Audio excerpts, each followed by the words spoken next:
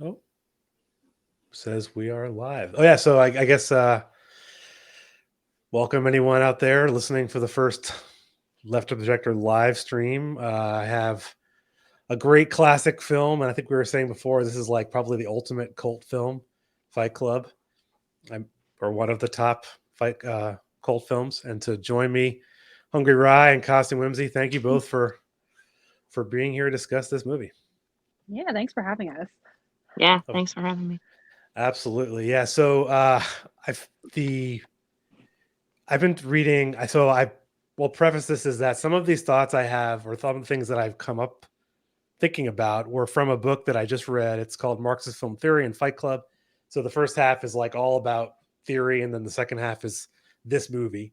Hmm. So I'll preface any time where I'm like kind of, I don't want to say lifting from their thoughts, but kind of mentioning them. But I don't know. What are your initial, I don't know, like memories of this movie? I kind of sometimes ask that. It's been a while since it's been out, and I feel like everyone has seen this movie, even though no one saw it in the theater. It's just like a theater bomb.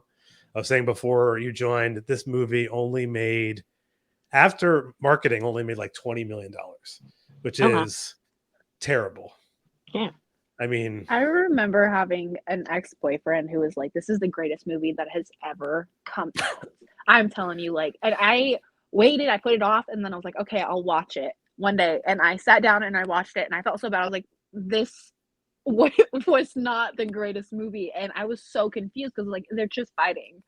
Like, why is that in your head as a man? Like, great. And I think that kind of gives a lot of insight as to why this is like the incel manifesto. Like they see this in the film and they just like hone on to it, but they don't think critically about it. Because when you actually get into like the meat of it, you can see that there's a lot of really cool stuff happening, aside from just fighting in a basement and then blowing Right. up buildings. yeah, I feel like that's like the backdrop, but it's not. It's like far more. That's not the message. Yeah, it's like definitely not the message of the book. Definitely not the Yeah. message of the movie. I don't know. What Yeah. do you have a So this movie came out what, 2000, 2001? I was uh 18. 99 actually? 99. Okay. Well, I was 18 when I saw this movie originally. It was one of the first movies I watched independently by myself with nobody else around me. And I absolutely fucking love this movie. This is one of my favorite movies of all time. And it was actually really funny because, like you said, you had this dude be like, this is the best movie of all time. I had a lot of guys who were saying that, but for the wrong reasons around me, right? So it was I like, bet. you don't understand why I think this is a good movie. You will never understand why this is a good movie, but I can totally tell you why you think this is a good movie. So it's been a very interesting and cultural experience for me. It's been all of my adult life. So like, I don't know. I just really love this movie. Yeah, I think I told you this or one of you this. Like, it's not really a story, but I saw this in the theater. So I was Oh 17, yeah. and I didn't even know about the movie because wasn't really advertised. And a friend of mine who I'm not really friends with anymore, he after the movie like literally was trying to get us to like go to a mall and just fight people. He's like, I'm so inspired by this movie.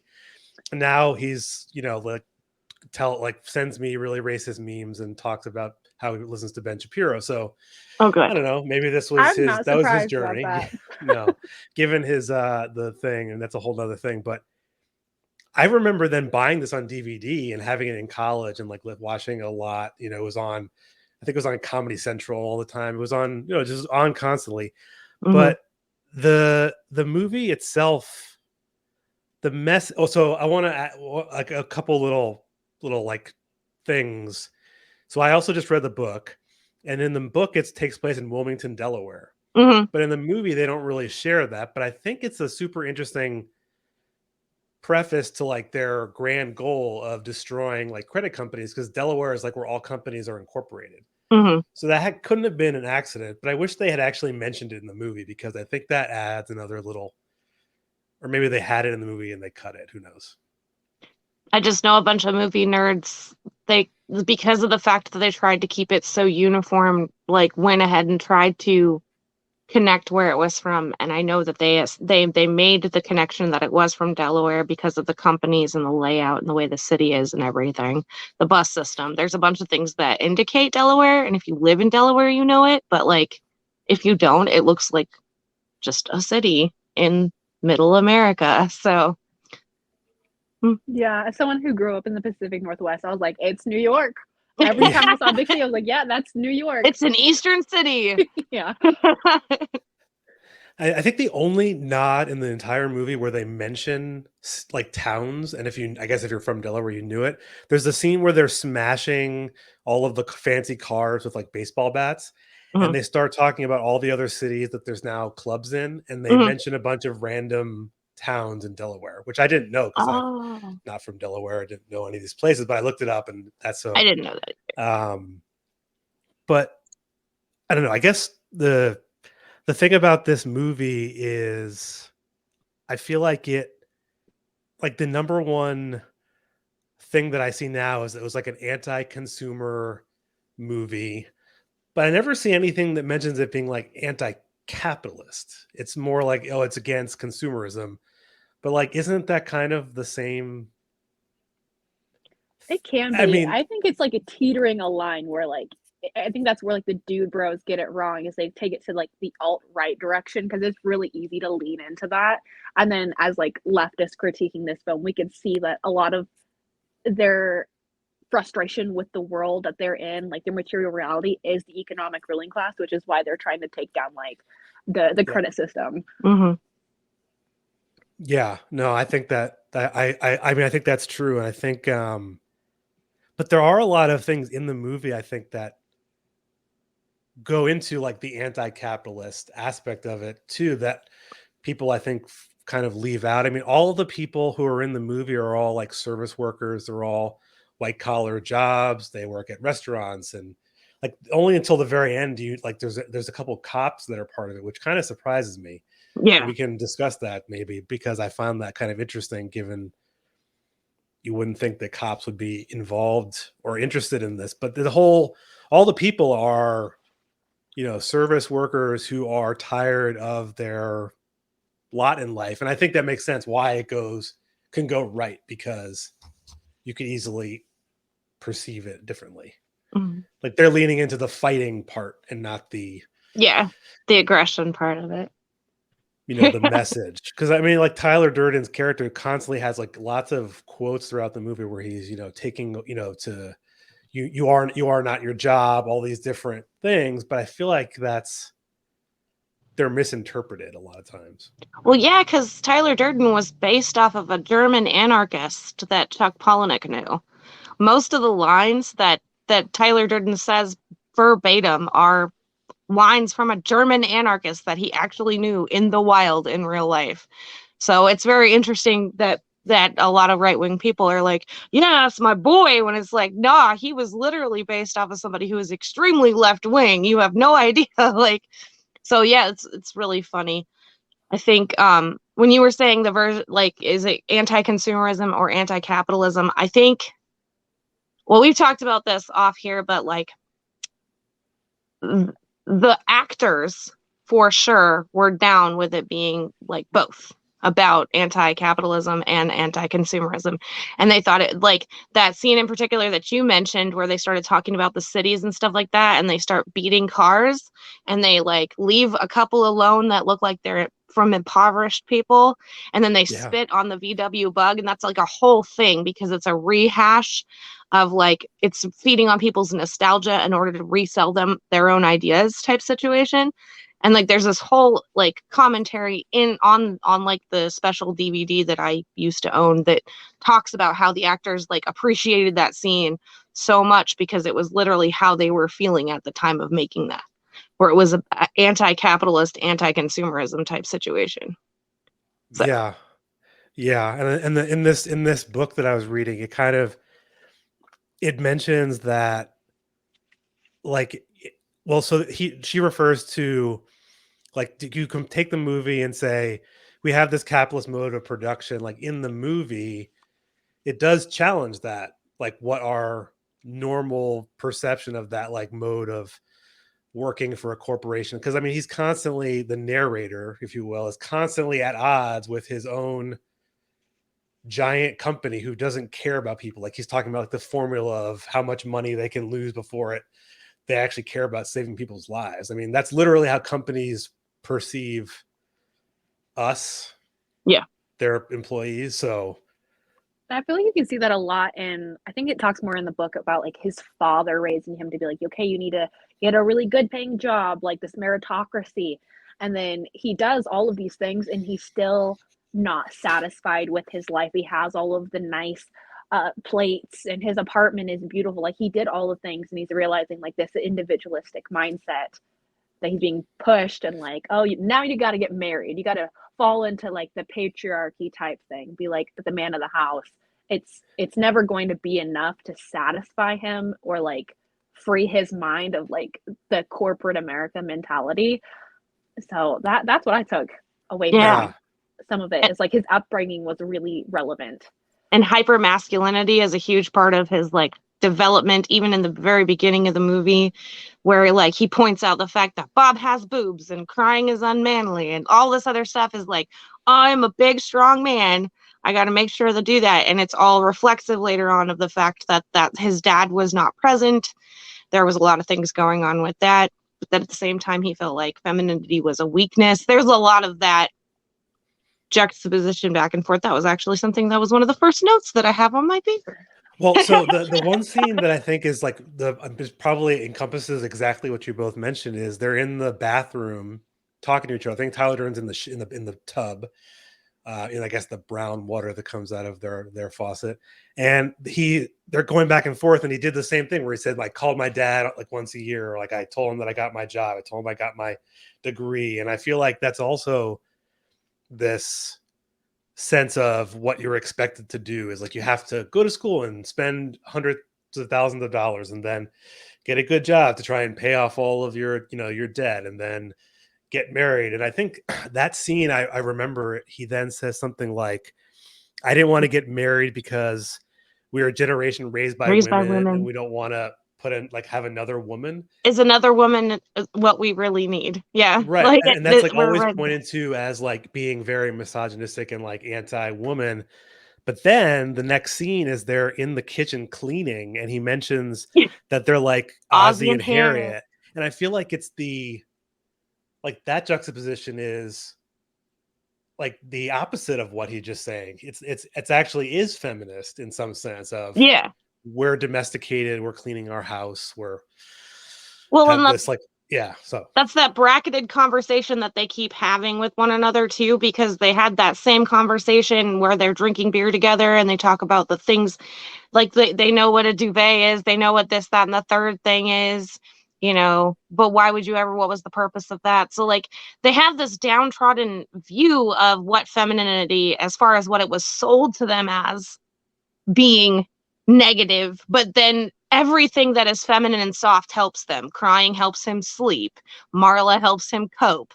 Everything that is feminine actually helps him progress as far as what he's doing as a human being. So like, you're right in that, it's like they're having this internal conversation back and forth constantly about masculinity and femininity and how it fits them and what they can pick up and what they can discard.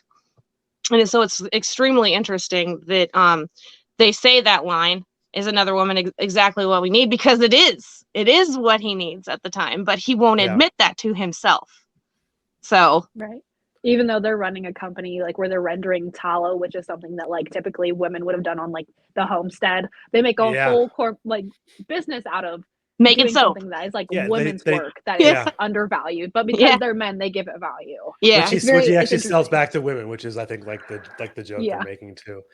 Yeah, and that I think that the all of those scenes are like him, like his. I mean, I guess to go to the like it is anti-capitalist because all of the things he's been taught has been like around just general patriarchal way of everyone looking at things, and Tyler, who's like the masculine person, is actually the one that's causing him to realize that that's all bullshit, which I think is kind of against the narrative of like how conservative or incels or whatever are saying this is like, oh, this is our movie. Really, it's actually the opposite. Well, you get the same like problem with Rick and Morty fans. You really do. You have people who idolize Rick, you know, and it's really literally he's supposed to be the toxicity that's harming the family. So you have the same type of people who are idolizing Tyler Durden when Tyler Durden is just bottled up toxic masculinity, and then, you know, people idolize him, but really he was like a bunch of repressed stuff, but also he was a lot of destructive things that weren't necessarily very good for the narrator. So Yeah. like it's just like there's this certain type of fandom that you meet with every type of like cult classic where there's a male lead who is extremely toxic. You got people who will idolize and worship that toxic individual for whatever reason, and then you have the people who are actually looking at it from the perspective of, oh, that's what I'm supposed to be getting out of that. And there's very little in between for a lot of these subcultures. So it's really interesting because like It's like the Blue Lives Matter Punisher cult, yes. pretty much, where they're like, they don't get it, but they almost get it. Like they're onto something, but it's like Mhm. it's frustrating. Yes, It's like, because Frank why? 'Cause Castle you just wanna, like, was a cop at one time. Right. They're him before he reaches class consciousness. Well, I guess I Right. don't know. The Punisher doesn't really, I guess, reach that level, but So in some but kind of way. but why then have the skull? Because the skull is after, so they shoot him in the chest rather than the head. Okay. Yeah. Comic book nerd things. Anyways. Um so the what was I gonna mention about the also the another thing that that this had me thinking about partly from this book is that so Tyler Durden's like nighttime job or his the it was like he works as he says he has a few jobs. He's a caterer and then he also does his projection thing, which I think obviously it's in the book, so it's not like he wasn't writing the book knowing it was going to be a movie. I mean, I saw something that said he only had sold 5,000 copies before he sold the rights for $10,000. He got gypped. He did. But so the fact that it's like he is a nighttime projection worker is almost interesting in that apparently this movie took like twice as long to edit than most movies do, given that it's not like really like you don't think of it being like a super special effecty movie, but really it is. Yeah. And so I think it's interesting how has this specialty in the movie, which was required by the book. I know this is kind of like just something interesting that I saw in it. And yeah, apparently it took like a massive amount of people to edit it too. Mm-hmm. The thing that's so great about that too is how he sneaks in like the dialogue of describing Tyler's job and what changing the projector is called. It's called a changeover. It, you know, the movie keeps going and the audience doesn't doesn't have any idea. And literally he's saying to the audience from the very beginning as he's introducing Tyler, it's called a changeover and nobody in the audience knows any different. And then when he finally reveals who Tyler is and he hits the bed, he says it's called a changeover and nobody in the audience has any idea. And I loved that. That was brilliant. As far as like editing and all that stuff, there are so many cool things that are so subtle because David Fincher is genius in this movie about how he edits things. Wasn't there like flashes of Tyler Durden throughout the film? Like the warped, the inside his brain, the warped things when he starts to like have Tyler narrating to him, and then again when they juxtapose his face over top of all of that too is really good. And for the 90s, that is still seamless, like still incredibly cool. Apparently the Matrix was created, some of the technology that they use for this. Yeah. Like the scene where they show like the fire. Apparently it took like weeks or months to edit those scenes because like the camera. Yeah. I mean, this is more like aesthetics of the movie, but you see things in reverse and forward again. Apparently that's also really hard. I mean, then anyway, yeah, maybe not now with digital. Cause I think then if you saw this in the theater, it probably was on a reel. Yeah. They probably did actually have to change it now.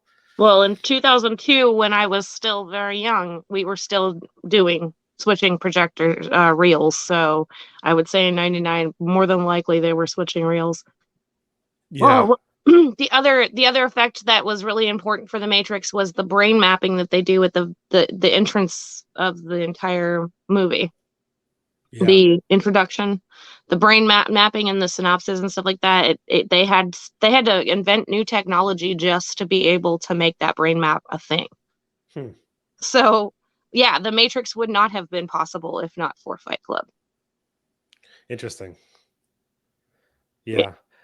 And the other thing about this movie that I think maybe just it wouldn't have been the same, you wouldn't have thought of it this way because it was a cult movie, is that I feel like there's only like a 3 or 4 scenes in this whole movie that take place during the day.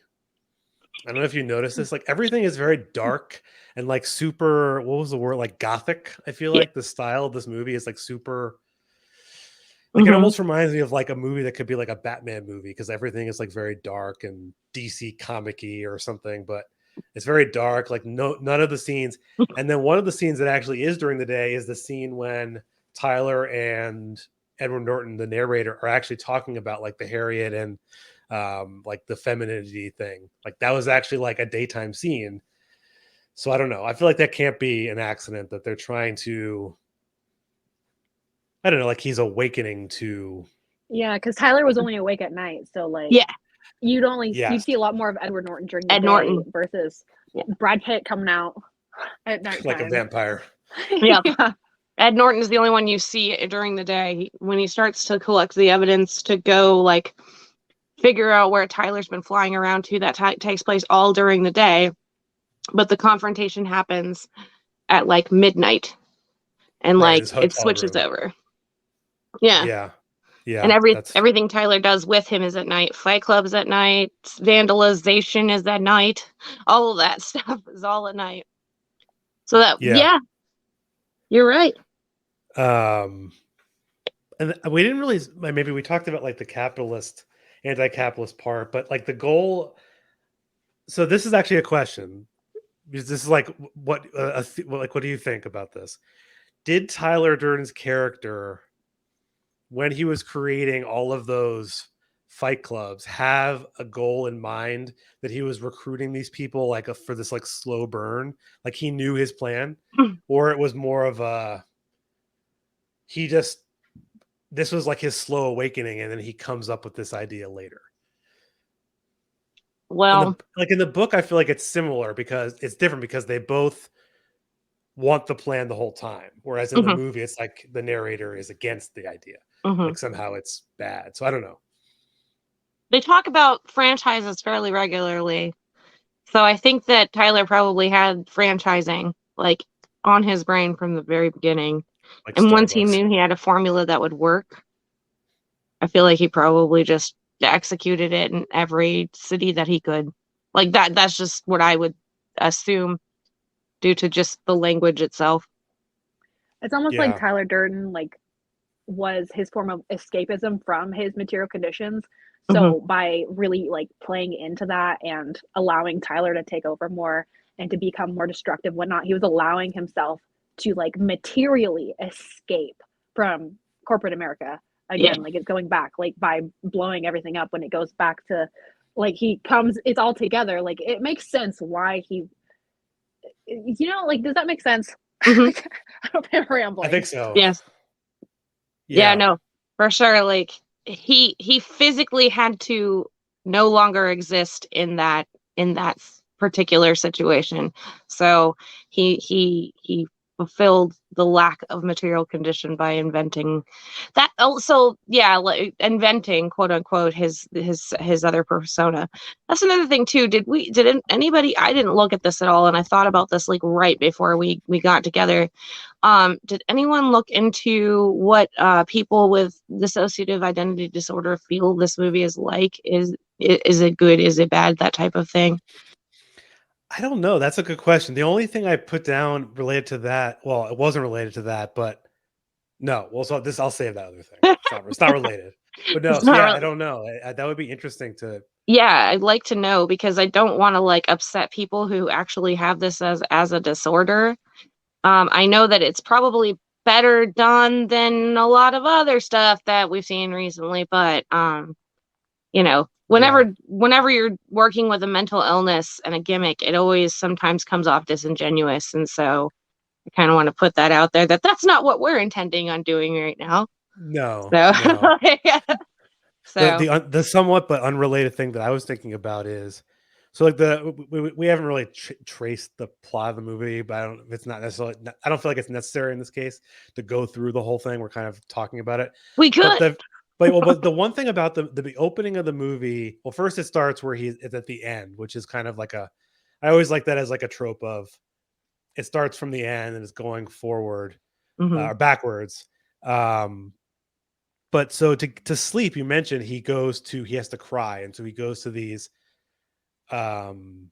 support groups. And it's interesting because you kind of, these are like people that are like forgotten about, I don't know, somehow. Yeah. Like he goes to a doctor and they won't give him medicine, and he basically is using like human suffering to gain to like yeah, because cope. the doctor tells him like, oh, you think you have it bad, why don't you show up to like Brain Cancer Weekly Right. or whatever, like, which is really insensitive to be It like, is. oh, maybe that's like more of like a critique of like how like the medical industry is really exploitative to try to get people in and out to get as much money as possible, and they're just like, yeah, no, it's not that big of a deal, even though like, we see that every day. So it doesn't surprise me that a doctor would just disregard and just wipe them off like that. Yeah. No, for sure, because it takes about 3 or 4 different doctor's appointments now just to be able to get any kind of relief whatsoever, even with general practitioners. So, on the same vein, though, is he says, he becomes addicted to these support groups.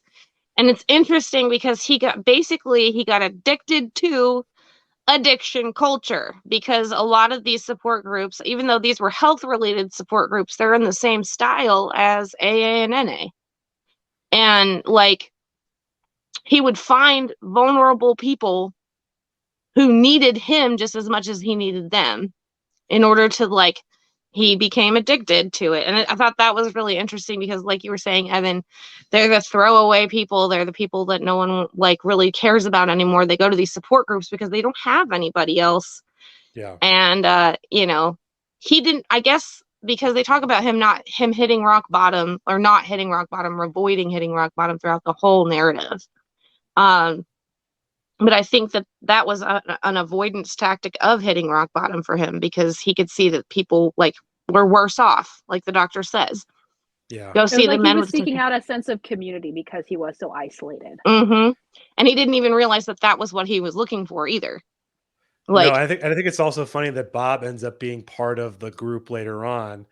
Like, and he does feel like this sense of community with him because he's so distraught by his dying. And I think at some point they mentioned that like Claire had died, one of the people from the break, one of them. He's like, oh, that's sad. He's like, I don't even know if I really care, but like Bob, he felt, emotion too. What was the thing I was going to mention too? And in the book too, that I think is an interesting thing that doesn't happen is he's outed by Marla in the book for being a fraud to all of like the groups. She tells everyone that he's like a faker. And like he's totally like emasculated and embarrassed by it, but I don't think it was necessary. Like, I don't think you need that. No. He hit rock bottom on his own. Yeah. Right. The reveal, I think, helped him hit rock bottom very, very quickly too. So. So the other thing I was thinking about from the beginning of the movie is, so it like starts from the beginning and it goes backwards, to tell you the story. And I think that's very much like the way that like a Marxist or a Marxist thinking would like look at something. You're looking at like the material conditions that led to this point, like a historical reference. And so he's like telling the story. And I think you couldn't just go to the end and be like, oh yeah, we blew up a bunch of buildings because we didn't want to pay our credit card bills and we had debt and so on and so forth. That doesn't really make any sense. It doesn't have a reason for that. So I think, I think it's like a compelling way to tell the story. Yeah, I think it's really good, and it's cleanly cut too. I just finished watching it again, by the way, like right before we started here, and the clean cut transition from the very beginning shot to the very end shot is very beautifully done. Like you were saying before, they did a lot of really good editing on this movie, and it's very subtle. Like I think that's a good sign of editing too, is if you don't notice a lot of the editing, it's a Yeah. good sign.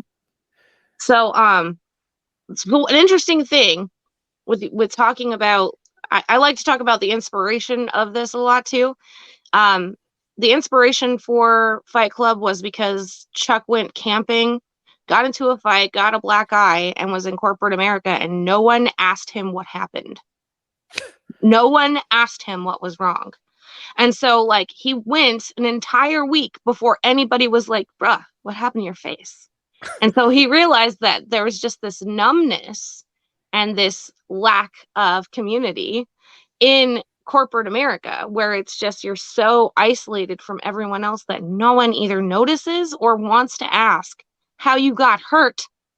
Like, and so that's where the idea of Fight Club got made, because it was literally now these guys will show up to work at any given time and no one will ask them why the heck they've got all of these bruises all over their faces, because it's impolite, you know? Yeah. And I thought Like, that was really interesting. well, his boss a couple times mentioned, he's like, "Oh, is that blood on your shirt?" And he's like, "Oh, it's not mine." Or Yeah, well, it's not mine. he only cares because like his work might suffer. Yeah. He doesn't actually care because he's a human, like a Yeah, Yeah, friend. having blood on your shirt or being dirty would be considered like unprofessional, yeah. right? And professionalism is like another construct that we could completely like deconstruct. But that's Right. like all they care about. As long as your hair is done nice, you're clean, you shave your beard, as long as you show up, you're clean. Like that's it. That's all that Well, matters to them. well, the Mhm. necktie was like a big thing in the movie. He talks about like his Cornflower, cornflower blue blue stuff. tie and the tie he wears on a certain day. And actually, there's one really cool scene. The very first time you meet the boss, he comes to the narrator's desk, and he cuts off. You don't see his head or his legs. It's just like His his torso. torso. Yeah. And it's like because well, one, he was just talking about the necktie, but two, it's like the idea of corporate America being very like anonymous. Not that's not the right word. Like Nothing. It's a good yeah, kind word. of like anonymous. Like it's just another person in a suit telling you to do something. Yeah, like I was just actually thinking about while I was watching this too, like the costume design was genius, with the corporate people, especially because there's zero extra color. Everything is done in those blues. So you got like it's almost timeless about corporate America because it looks about the same. The only things that are different is like the tech on the tables and stuff. But Yeah. literally most of the scenes are done with very little tech around anyway, and it's literally just like you said, the torsos of the people, or like blurry out images of everyone around him that are all wearing things that are very corporate America even right now. So I thought that was really cool and a nice touch, and also very alienating. Like that's an incredibly alienating place to be, especially if you're having a psychotic break, you know? So Yeah. A lot of workplaces are like that, where they strip you of your identity and who you are as a human being, and you are just another cog in the mode of production for capitalist accumulation. That's mhm. all you Yeah. are. Yeah. And he like when he loses his suitcase after at the beginning scene, like or not beginning, like early in the movie, he loses his suitcase and he's talking about, oh, I lost my like my three like my entire wardrobe was in there, like my three shirts and my like my Gucci shoes. Like he's talking Yeah. about like these things like that matters. Like his whole like the whole like we mentioned, my first kind of question was like comparing consumerism and anti-capitalism. I think like this whole movie is like stripping away that thing you're just talking about of the conformity of a like corporate America And And he kind of like consumption. critiques it when he's in his home. He's talking about all of these name brand plates IKEA. and stuff that he has, and like how it doesn't matter. Like it's a plate. Why Mhm. does it matter if it's like from, yeah, I don't know. I can't even think of any like fancy plate brands. But you I feel couldn't like tell the you. same with like his clothing and whatnot. And as he progresses through the films, he gets like the, I don't know what they're called, a little white tank top. Like Yeah. he's just wearing like really basic stuff, and everyone's just wearing like normal clothing. Like it's just cloth. It doesn't matter at the end of the day as long as you're clothed. It's not a name brand. Yeah. He wears a Marla's uniform.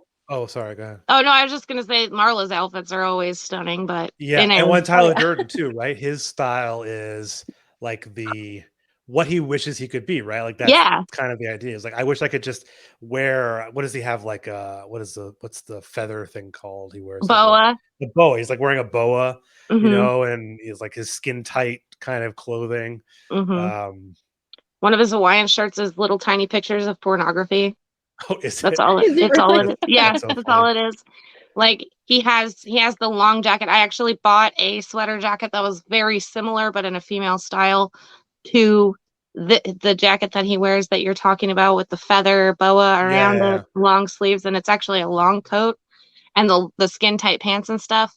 Which I mean that makes sense for the early '90s or late '90s. Um, the thing that's interesting though too, as far as like when you're inside the corporate world, film wise, you definitely see that like anonymous, everybody's blurred out, that kind of thing. But like Bob, his wardrobe is really important too.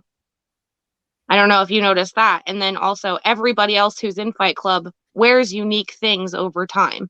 Like their wardrobe starts to change for the better, for more Yeah. of their own personal aesthetic as they grow into Fight Club and as Fight Club progresses more. So I thought that was really cool. Bob always wears his bodybuilder shirts though. Yeah. Well, what's funny though is that they do when they all move into the house, they all have to bring their like very black, their uniform, Hmm. which is sort of interesting in that they're bringing uniformity to what they're trying to avoid. Hmm. I don't know how like you would square that. So I think that is a protection measure. They're doing crimes. So True. like they You want to wear literally black. have to not be identifiable from one another. And Yeah. like Okay. to get them into that mentality of you can't be as, Bob and Steve have to look exactly alike because they can't catch one, the uniformity is used as camouflage in order to do the crimes, to do the anarchy, to Yeah. to make the statements, whereas the uniformity in the corporate world is literally the point is to make you not a person. Yeah. So That's true. like it makes sense in the functionality of it, I think. Yeah. Sorry, I like No, no, that clothes. that No, no, that no, makes sense. that makes a lot I of never sense. thought about that. No, Yeah. I really do. I mean, that is why my name is what it is. So I really, really love costume design and like historical clothing and all kinds of stuff like that. So it's Like they're always doing something that I whatever they want. can to benefit the collective at that Yes. point. Like Hmm. Yeah. Yeah. And I think another aspect that is often taken by like a conservative sort of thought is that they're sort of like they shave their heads and they strip down to this like very uniformity, but their reason or that image to them is for a different reason than you just described of it being we're doing this because we need to code our or hide ourselves from crime. But Hmm. they're thinking of it as they actually do want to all look alike in some other fantasy. No, and as a matter of fact, like Marla, when she goes to the house, Tyler does, the switch over and all that stuff at the end. She said they're burning their fingertips with lye, and the stink was unbelievable. It's literally not about the fact that they want to be that uniformed. It's that they understand who they are as individuals and are good at being members of the collective in order to serve the purpose of the mayhem that is Project Mayhem. Yeah. So, That's another random thing that in the book they don't burn themselves intentionally. Actually, I think Marla gets burned with the oh, chemical in the book, which is something interesting. Like I think it's actually kind of that I remember that scene in the when I saw that, I remember being the first time like being kind of uncomfortable. He's like has the chemical on his hand and it's just ripping his flesh apart. And that's kind of horrible. And yeah, chemical burns suck. but that was him talking about like hitting rock bottom, I think. Like that was Yeah, his like this is you have to feel you have to face it. Yeah. pain and feel pain. Like that's he was numb. Like that's the other thing about like a corporate.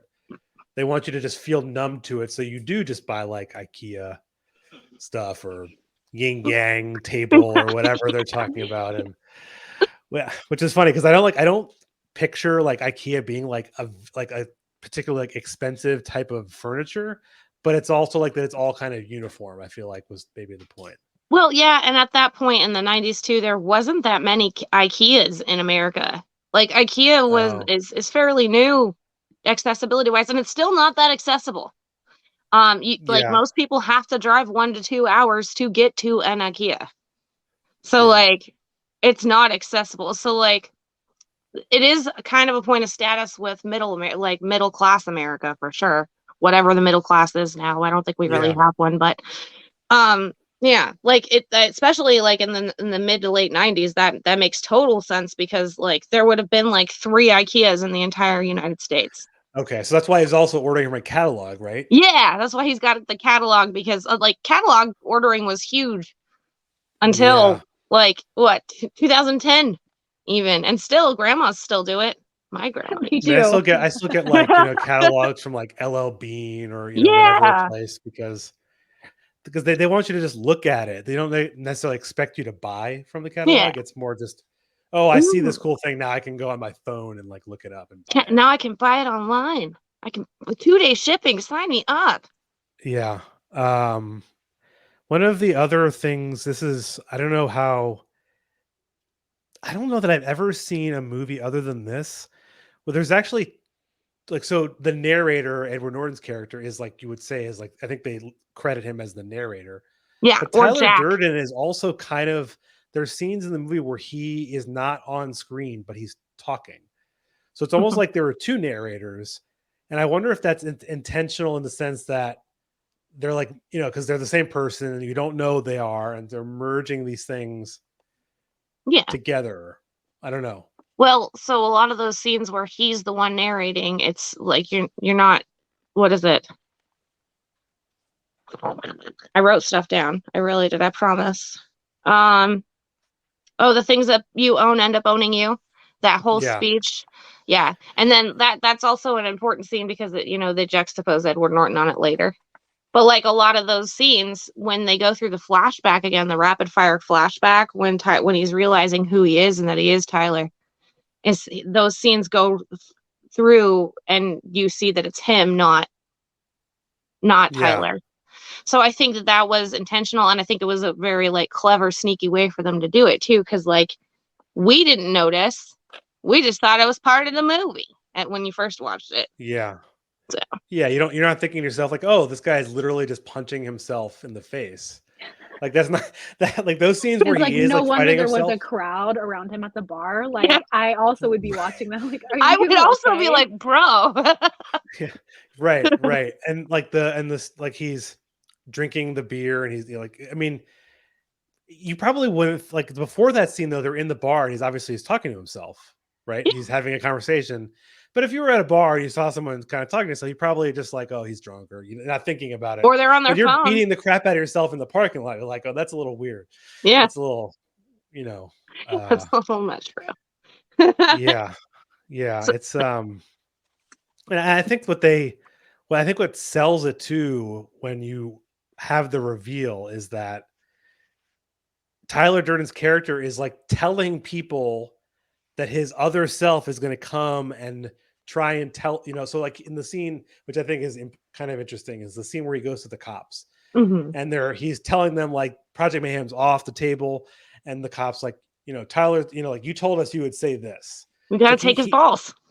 well, but he's understands himself to the point where he like knows both sides. Like he's playing himself against himself even more to get what he wants.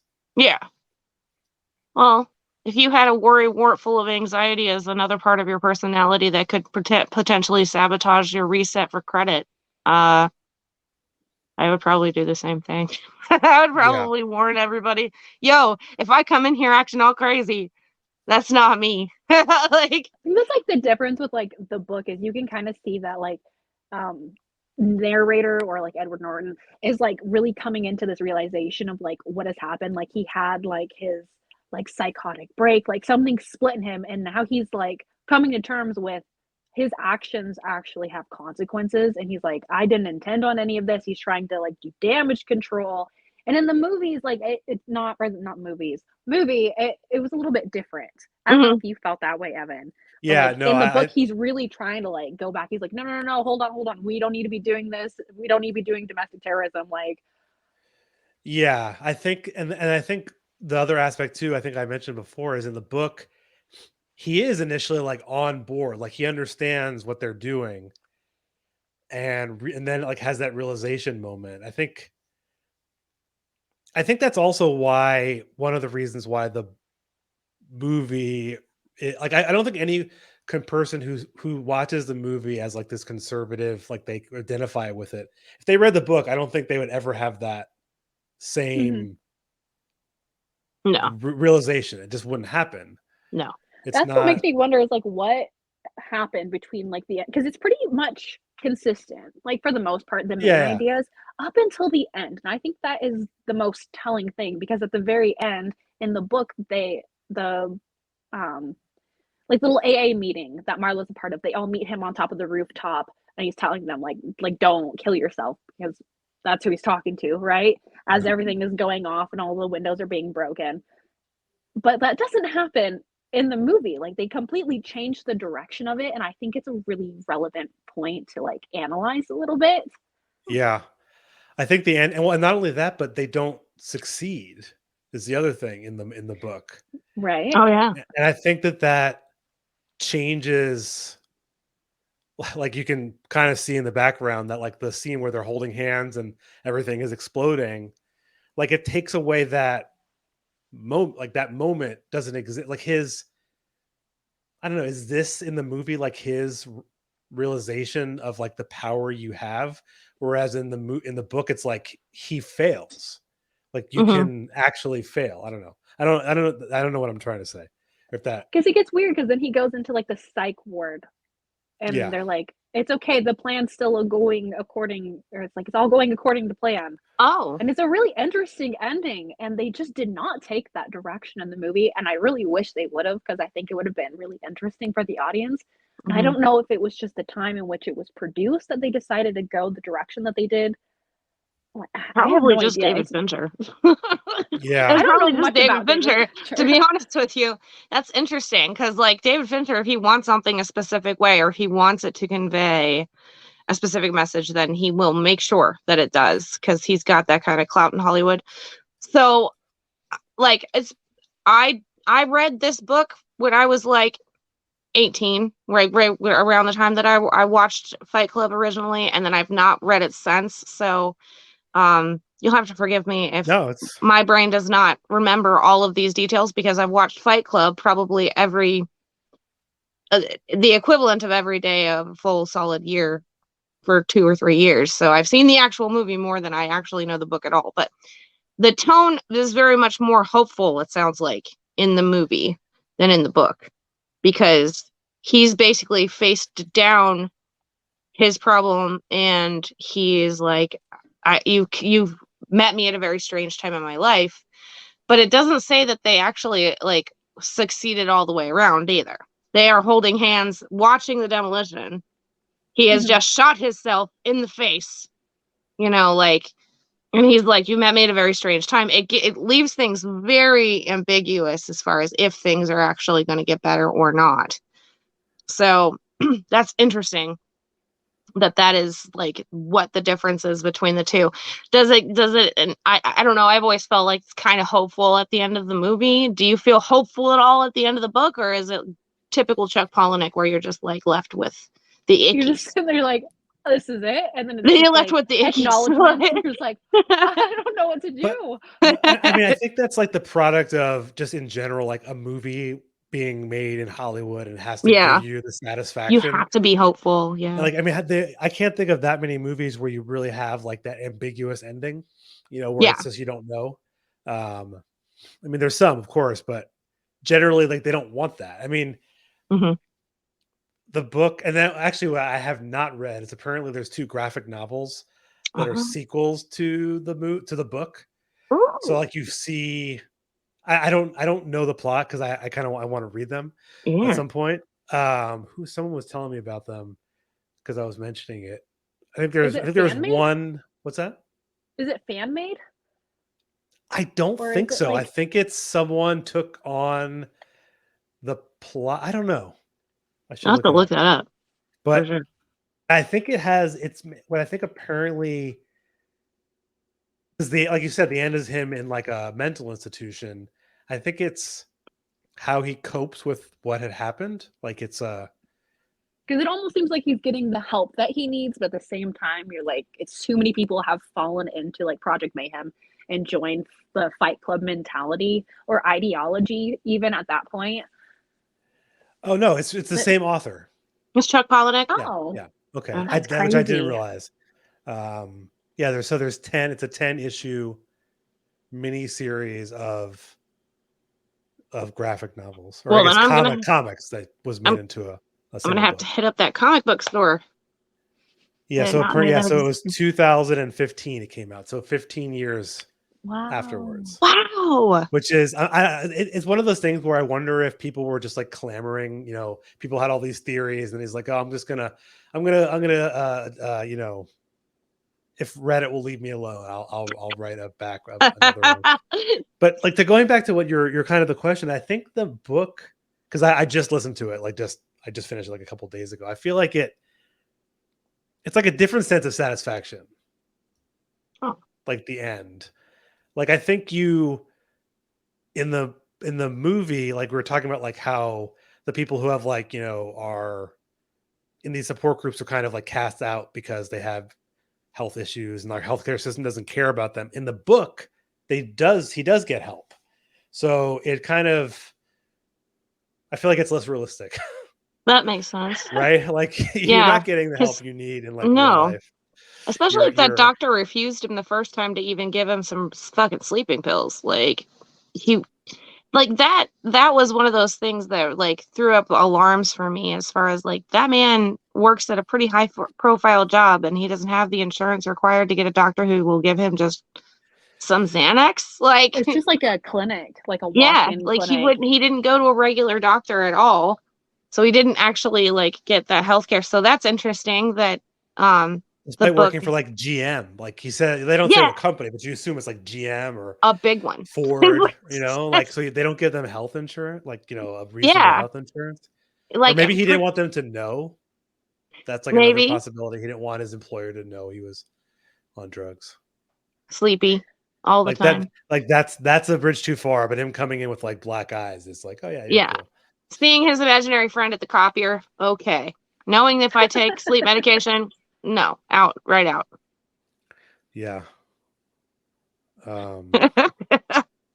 Yeah, the scene where he basically blackmails his company was like actually pretty satisfying Oh, because my favorite line is that he says like that we had now had corporate sponsorship, like that, yeah. like like this anarchist group is sponsored by General Motors, or because how else were they getting, like there was no, like you're not making money as a film projector like very Or a much, stealth maker. or yeah, well I don't know, he does say that they sell each bar for like 10 times $20 a bar.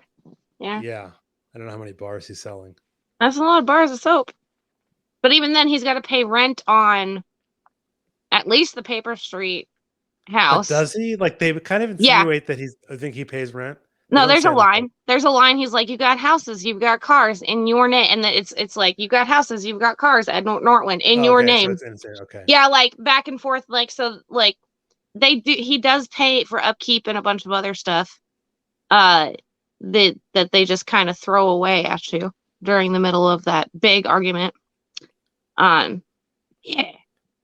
So you think it's a different kind of hope because of the fact that he's actually able to get help through the mental health system? Maybe. Yeah. That's fair. So one other character we briefly talked about, maybe it's one of the last things to discuss, is Marla's character. So she's like, they give like glimpses of like what her life is like. She lives in a very crummy apartment. She's stealing clothing from a laundromat to then like go across the street to sell at a thrift store. And so, and I think later in the movie, she talks about like, she's like I think she mentioned that she's in poverty and, Yeah. these things. And so They're dead and I'm in poverty. Yes.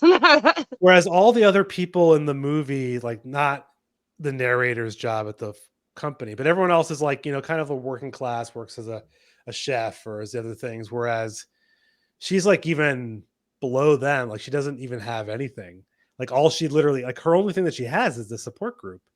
And then Yeah. she meets, Tyler Durden, of course.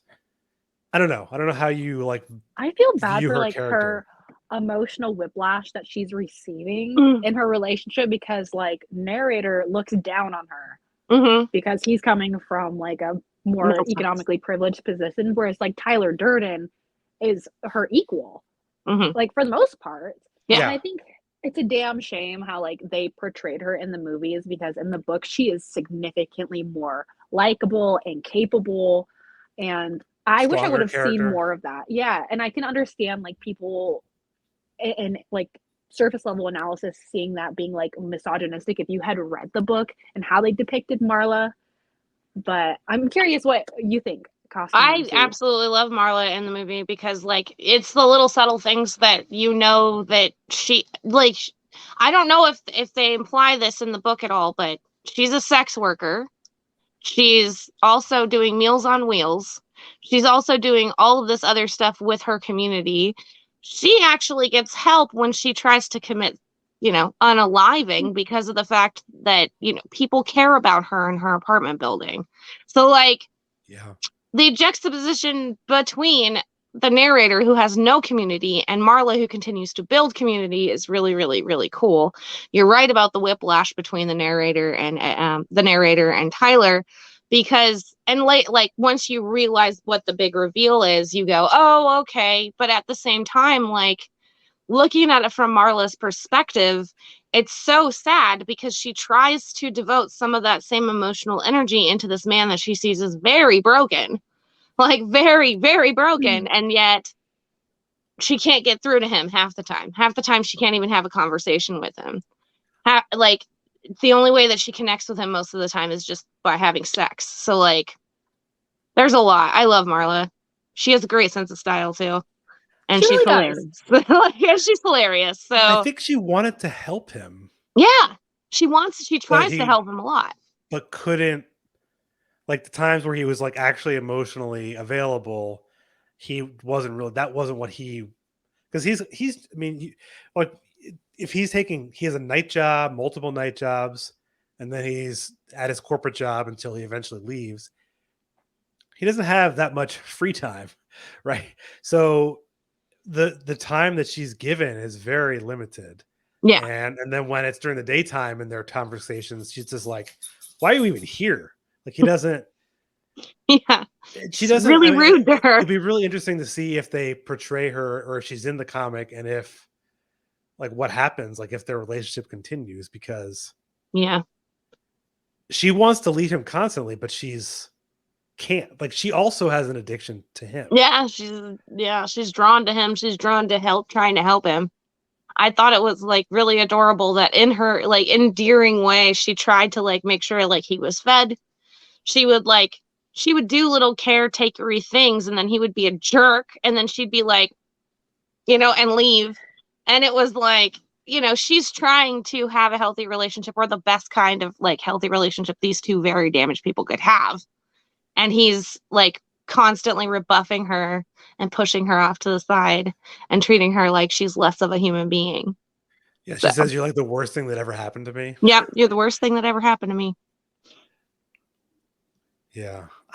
I'm trying to remember in the book though, I don't like in the movie towards the end, they sort of like take her off the bus somehow Yeah. and bring her back. But I don't think Mhm. that happens in the book. She comes with the group. Is that what happens? Yeah, she like goes on her own accord. Like they're not like following her the same way that they are in the movies, if I remember correctly. Yeah, yeah. Oh. Which is interesting because presumably Tyler would have been the one making them do that to bring her there. But I think that they were also worried because she knows who he is. Like that was the whole thing. Like no one could know this secret. Mm-hmm. And so they basically want to kill her because in the movie he's going to kill himself. So it's a different, yeah. She has a different, I think, view of him. Like in the movie, I feel like it's very negative. Where in the book, like she seems to care for him a little bit more, maybe. I don't know. No, it's okay. I I know what I wouldn't mean. know. I know that I definitely see her trying to care for him and him rebuffing that care all the time. And like her cries for help and her medical attention needs are the only things that he really responds to as both personas. And other than that, like you are left in the dark as far as what their relationship is like outside of that. But you have to assume that it was at least a little meaningful. Otherwise, she wouldn't have stuck around as long as she did. Yeah. So like, I don't know. I do know that from what you see surface level of Marla, you know, she seems like just a very broken human who tries very hard to be a human in poverty. Like, Yeah. I mean, I think it's a good, maybe this is the last thing and then I can ask anyone's last thoughts. But I mean, it kind of makes sense. Tyler Durden's like whole thing is like anti-consumerism, like letting go of all these things. But what he doesn't want is for you to be like impoverished and having nothing. He wants you to be empowered and have like a community. So I think it's like I feel like it makes what he wants to do kind of a little like separated from just being like poor and having nothing. Like mhm. that's not what he wants. He doesn't want people to be poor and Like be poor and be principled and Fight Club. yeah, Right. right. Well, and you also have to think about it in terms of, you know, if Tyler is a persona that is solely based on narcissism, then the elites are going to be the ones in Project Mayhem. It's only the elite people who go through the training process of going through Fight Club that are even going to be part of Project Mayhem. So for the rest of the people, it seems like he's totally fine with them being individualistic and doing what they need. And these people that work alongside him are the ones who are going to shepherd in the better world, the brave new world, as it were. So I mean, I feel like the Fight Club almost serves as like a cover for like the other component, right? Like I said, I hadn't thought about that. Really, only a very small portion is really involved in the mayhem. yeah, so like Fight Clubs get bigger and bigger, and like they're happening every day of the week. And then of all of those dudes that are part of the Fight Club, only a few people are invited to like be part of Project Mayhem, and it's people that Tyler trusts. Yeah. So yeah. But yeah, I don't think I have any more notes. Anyone have any final things? We didn't talk about the rules of Fight Club. Oh yes. Which I feel like is like the most like it's like number one contribution to like pop culture. I feel like was right. like those lines. Yeah, everybody knows those lines. The first two lines anyway of the rules of Fight Club. Which we don't have to mention them. Literally, we don't belong to Fight Club, so we don't have to. Also, one other thing that I wrote that I thought was really interesting is there's those banter scenes back and forth with Tyler and the narrator where they talk about people in history that they would have fought. And I thought it was just really hilarious that the first thing that Tyler thinks of is Hemingway, the person he wants to fight. So other than that, I think I've covered all of the things that I wrote on here on my envelope of notes. Yeah. And he also says Gandhi, which I thought was really funny. Yes. which also wasn't in the book. That whole thing, like, I think is a great. Ed Norton says Gandhi, and he says, nice. And who would you fight? Abe Lincoln. He's like, what does he say? Tall dudes got the reach. Long arms know how to fight. Yeah. Yeah. No one said Kissinger. That's a lost opportunity. I know. Like Margaret Thatcher, Ronald Reagan. Ronald Reagan. Like Dulles. The Dulles brothers. The Koch brothers were Murdoch. Yeah. People who have inflicted massive harm. Sorry, they're still alive. Yeah.